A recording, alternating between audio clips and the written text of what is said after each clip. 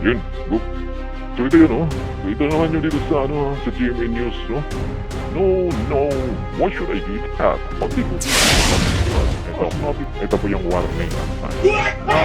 Unang executive order ni Dulbo King ay ang pag-abolish ng PACC, yung Presidential Anti-Commission. PACC, siya yung mag-iimbestiga sa mga ng gobyerno. Tiwali, no? Kurasyon, tanong ko sa'yo, ha? Itatanong ko sa'yo, naniniwala ka ba sa mga pinagsasabi mo? No. No. Why should I? Ulitin ko. Ganon. Ulitin ko yung tanong. Naniniwala ka ba sa mga pinagsasabi mo? No. No. Why should I? Ano? Diba? Naniniwala ka ba sa mga survey ngayon na No. No. Why should I? Parehas ka. Kami rin hindi naniniwala. Kaya pinagtawanan nga eh. Kita niyo. Kahit siya hindi siya naniniwala. Start. Okay.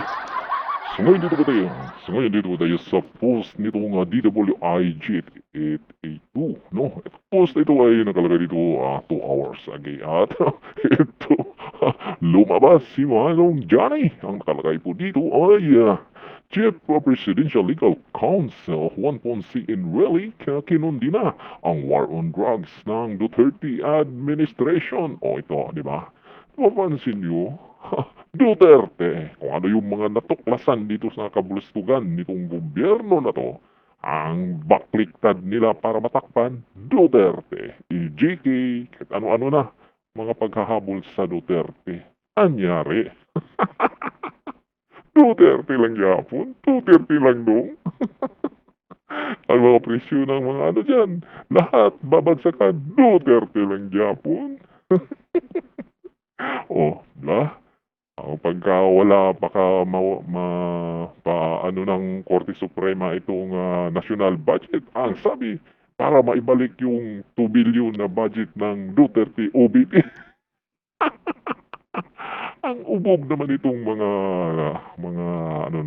mga politiko na to. O ito, tingnan natin si Duterte.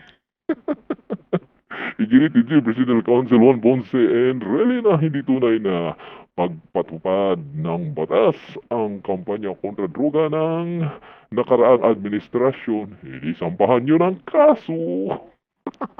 Sampa-sampa ng kaso na. Sampahan nyo na. Ayun kay dating Senate President Enrile, walang batas na nagpapahintulot na pagpatay sa mga pinaghihinalaang sangkot sa paggamit ng illegal na droga nang hindi sumailalim sa tamang proseso. O bakit binarilan ba yan basta-basta yung mga yan? Di ba naglalaban yung mga yan kaya natugi sila? Pero tama lang na natugi yung mga yan. Para sa akin, pabor na pabor akong madidbol yung mga yan. Alam nyo kung bakit? Tingnan yung mga nakakulong na drug lord. Anyari ngayon? Nakawala. Pinakawala. Ngayon, balik na naman sila. Yung Chinese na pinakamalan niya gumagawa ng pagawaan dyan sa Cavite. Kamakailan lang. Anong sabi? Dati nang nakulong yung isang nakikita doon. Di ba? Nakulong. Anong nangyari? Ulit-ulit lang, kaya pag sinugi yan, ay tsugi, hindi na makaulit yan. Kaya sana ibalik na yung war on drugs at nang mabikay. Ito. Dahil ano pa lang to, no? 2 hours, so mayroon itong, ang post na ito ay mayroon itong 906 na reaction at 484 na comments. So tingnan natin yung reaction nito. Ayun! 753 ang tumawa at 157 yung nag-like at marami pang iba. So, mahala na kayo maghanap dyan kung sinong mga addict dyan. Sinong mga bagag dyan. Dito tayo sa mga comments. Dito natin malalaman yung mga damdamin ng mga tao dito. Okay. Ito yung unahin natin. Ito yung pinakauna eh.